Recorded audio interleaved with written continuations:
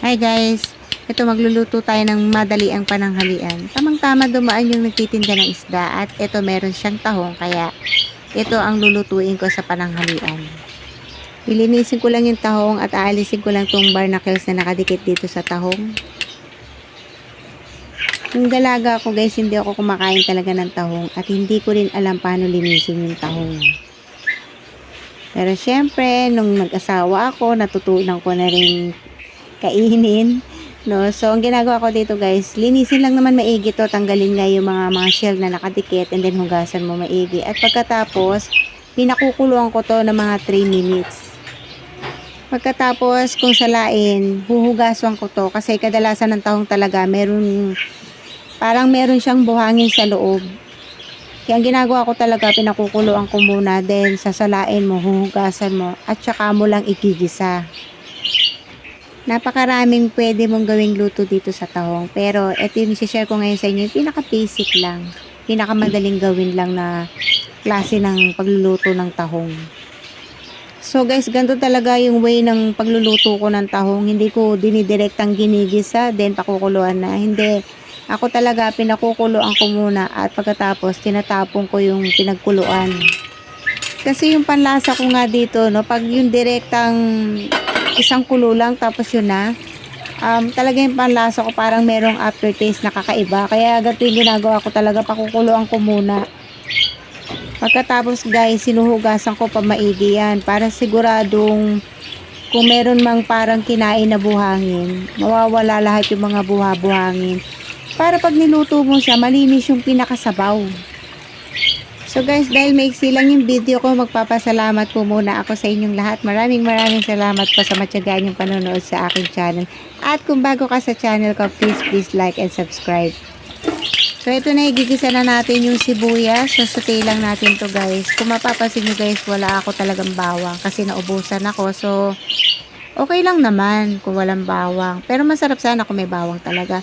So anyway, lalagyan na natin tong kamatis. O isang piraso lang yung kamatis ko kasi ubos na rin. Konti lang din talaga. And then luya, no? So, sasangkutsa lang natin maigi or isosote lang natin to maigi. So guys, actually ito isa sa sekreto. Actually hindi nga sekreto to eh.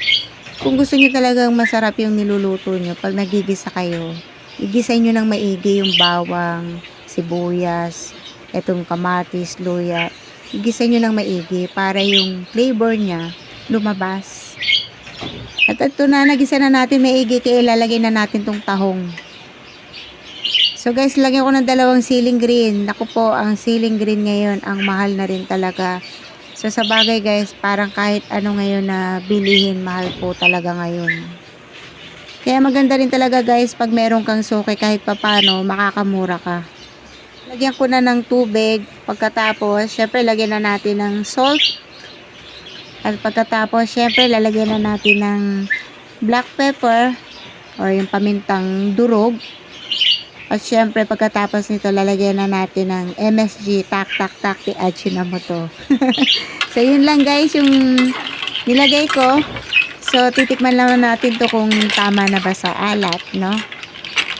So, ang gagawin na lang natin dito guys, pakukuluan ko na lang to. Dahil yung sabaw pa lang nito, masarap na talaga. Actually, hindi ako ganong mahilig sa laman ng tahong. Ang pinakahabol ko talaga dito, yung pinakasabaw. At syempre, lalagyan pa rin natin ng gulay, no? Importante may gulay. Kung wala kang pechay, pwedeng talbos ng sili or malunggay. Yan, tatakpan lang natin yan at aantayin lang natin maluto.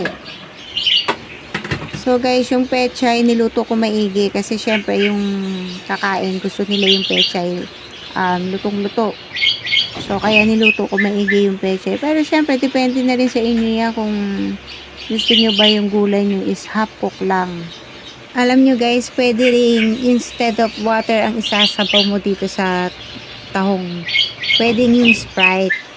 Pero dahil nga pinakamadali at mura itong sinishare ko sa inyo, kaya hindi natin nilagyan ng Sprite, tubig lang.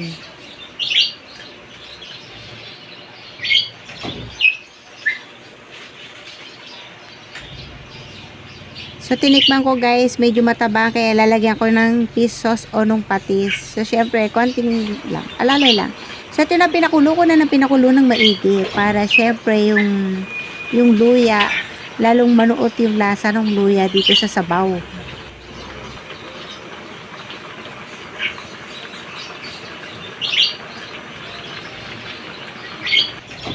So, there you go guys, ang aking simpleng pananghalian for today. Simple lang at mura lang pero masustansya. Okay, that's it guys. I hope nag-enjoy kayo sa aking napaka-exciting video for today. Thank you for watching and God bless everyone. Bye-bye.